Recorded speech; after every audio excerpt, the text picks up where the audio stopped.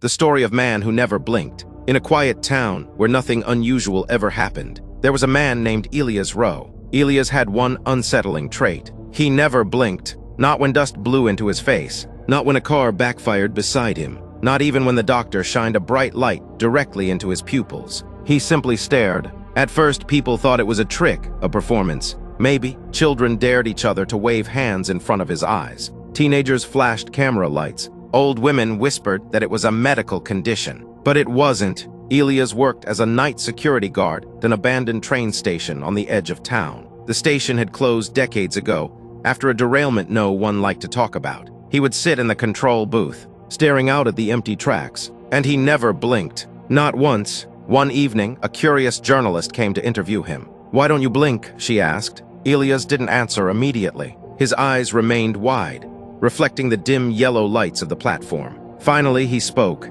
"If I blink," he said softly, "they move closer." The journalist laughed, thinking it was a joke. "Who moves closer?" Elias turned his head slowly toward the tracks, the ones that stand between moments. That night, she decided to stay and watch him work. Midnight came.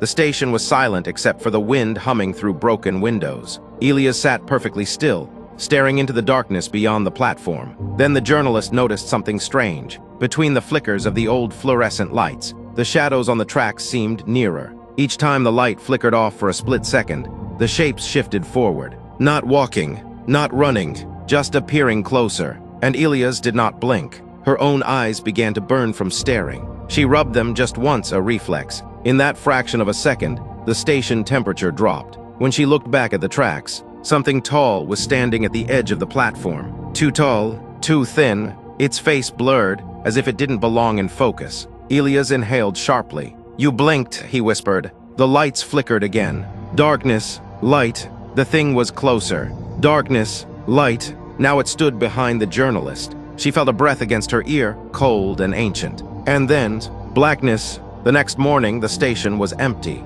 except for Elias, sitting in his chair, staring, his eyes wider than ever. And now, he was blinking, slowly, carefully, as if he was learning, as if he no longer needed to keep them away, because something else was watching for him now, and it never blinked. Stay tuned for more stories.